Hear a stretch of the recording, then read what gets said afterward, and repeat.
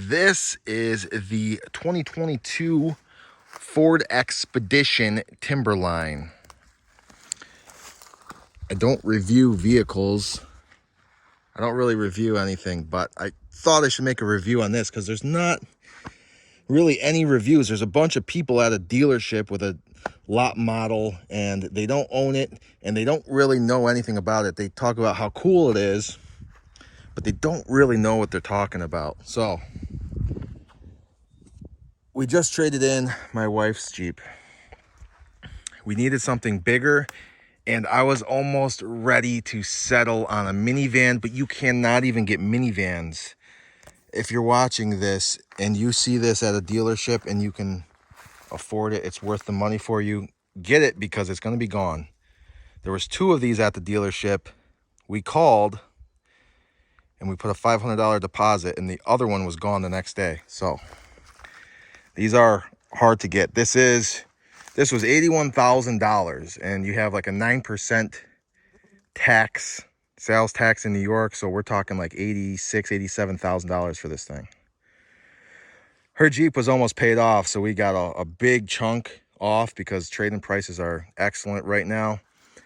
But let me go over some things on this. So everything on this, I mean, you got everything orange and it's got the Timberline look to it. Here's the shit that I think's cool. This is plastic. That is metal. Regular tow hooks. I mean, dude, honestly, I've got a 2001 Jeep there. You don't need a fucking $87,000 SUV to go off-road.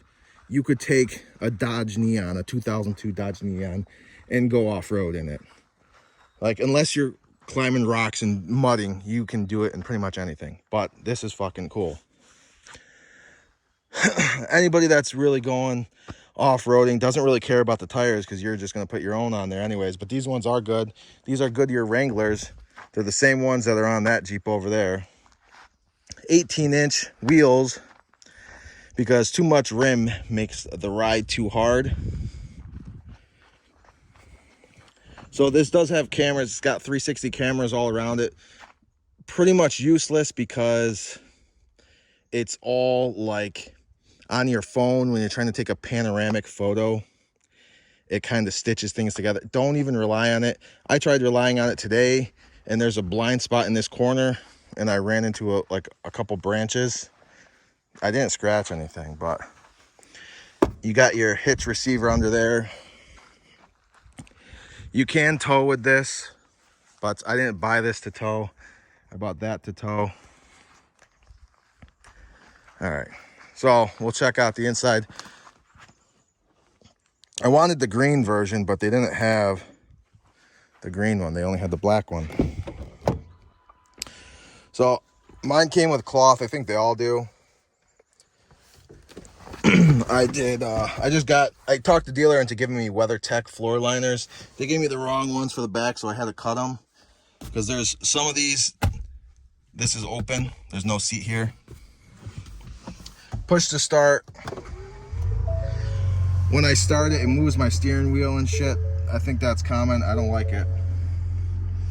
It's to help fat people like me get out easier. The sound system is phenomenal.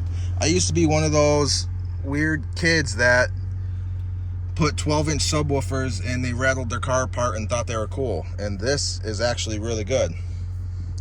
Apple CarPlay, talked up a lot. I love Apple CarPlay. It lets you use your GPS on your phone. Same with Android. So you can just set the GPS on your phone, or someone can text you an address. You can just click it and click go, and it's on your huge fucking iPad right here.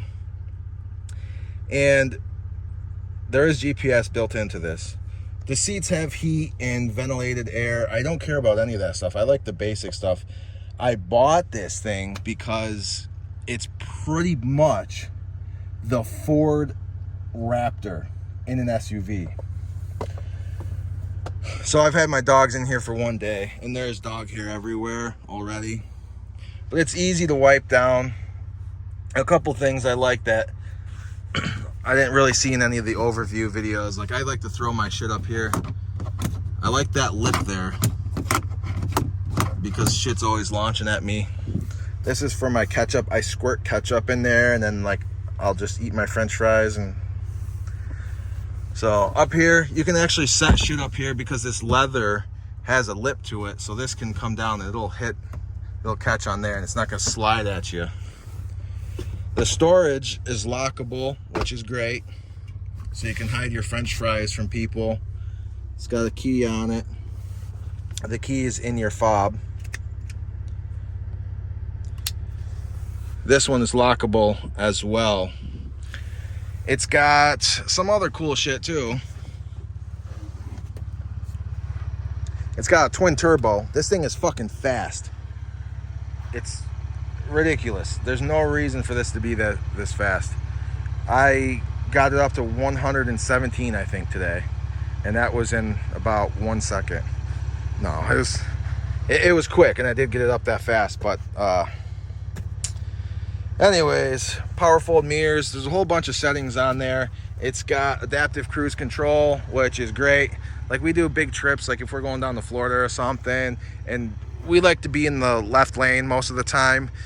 Not speeding, but going like, I don't know, 5, 10 over. And then you always got that one guy that's slightly slow.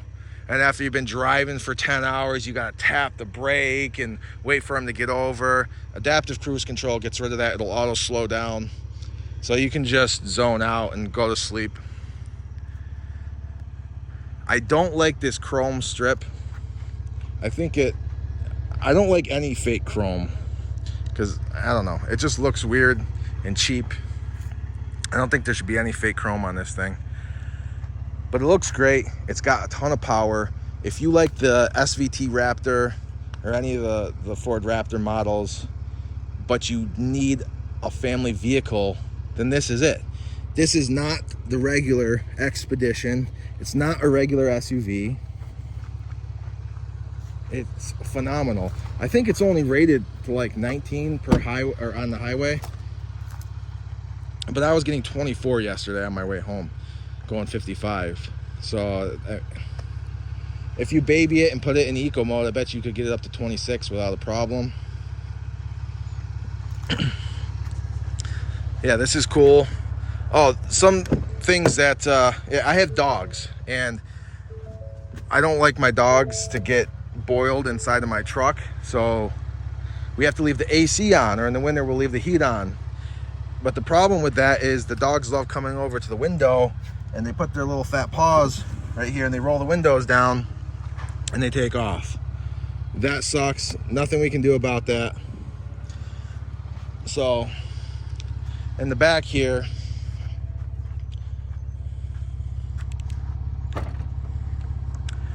what we're going to be doing, and I've done this today, is if we're going into the store, we're going to have a dog crate in here. So this controls the seats. So 3 left, 3 right, or this will drop both of these ones because they're split. So we'll do 3L. Just the back ones are power up and down. The middle ones are powered down. They're not power up. You have to lift them up manually. So right there, you can fit a dog crate. If you have that problem, you like to leave your dogs in the car and you want to leave your thing running, put them in the crate right here. I don't like leaving my guys in the crate all day, but also on my wife's Jeep, when we left them in there, they ate all the leather. I actually tried to hide it on the trade, and the dealer's seen it. He took $2,000 off for the chewed up leather. But that's about it. This is a great vehicle. This is a real off-road SUV. Everything about this, the suspension, just everything about it, it's awesome. But it's a lot of money, and if you're just going purely off-road, I got this thing at auction for like 1,300 bucks, and this thing will go everywhere. Yeah, see, we got the Wranglers. This one's got like suspension problems in the front, so that front tire is bald. But yeah, this thing will do everything that will do. That one just looks cooler doing it. And the other thing is, I like to have different kinds of vehicles. This one It's so damn quiet inside, and the road noise is so quiet. The ride is smooth. It kind of pulls you out of the environment. It's such a weird feeling. I have that Jeep, and I also have a 94 Ford Explorer. If I'm riding around town, I'm gonna pick the older vehicles. They're louder. It's like the difference between riding a motorcycle and then being in a car. It's just, you're more connected with the environment. So this does a good job of pulling you out of the environment. But here it is. This is the black.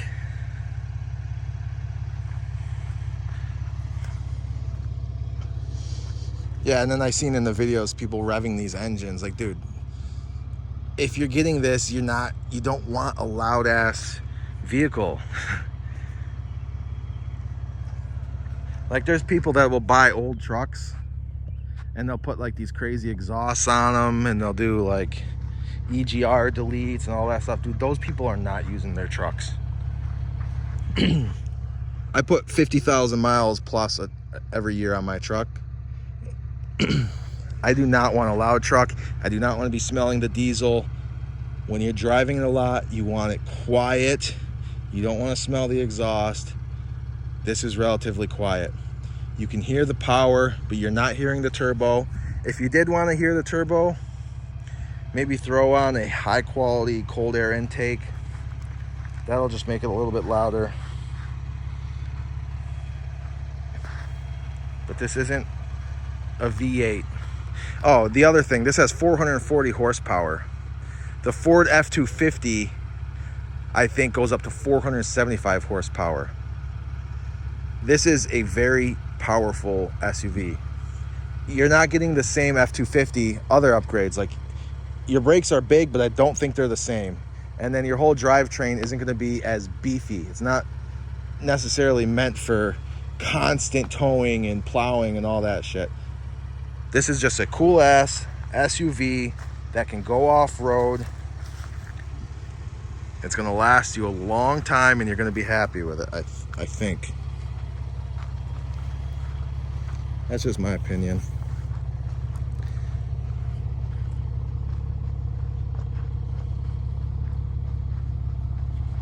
That screen is great too. The adjusting of the heat and stuff is a little weird. Like when I'm driving, so this is my view. When I'm driving, I'm trying to like adjust the heat, and it's like, wait, what's that? Oh, that's oops, and I'm hitting this, and then that whole fucking thing pops up, and it's like what the hell? That's kind of hard to do when you're driving because your view is up here. You gotta look down over here. But yeah, this is a charger. It's not too bad. It's a little slow.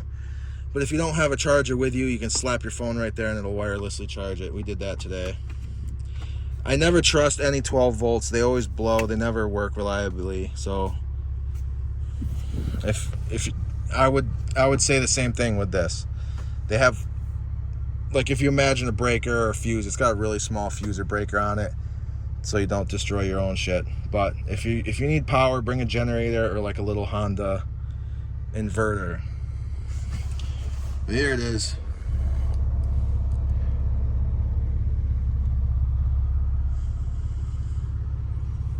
All right, hope this video gave you guys some more insight.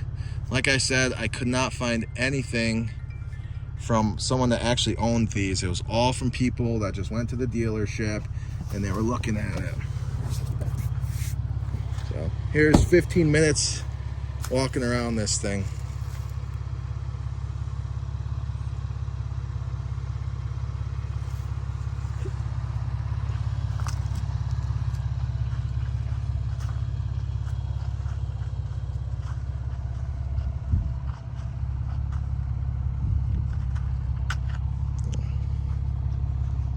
This is how you close it, which is a little weird, I always thought, because then you have to like back up and like reach above your head. On the Jeep, it was right here, so you could just beep, and then it would start closing. I did leave my dog in this earlier, not in the cage. I only put 2 of them in the cage because the cage is small, and he set off the alarm, which we got a notification on our phone, but Yeah, Ford has the sensors, and if the sensors sense movement, you get an alarm.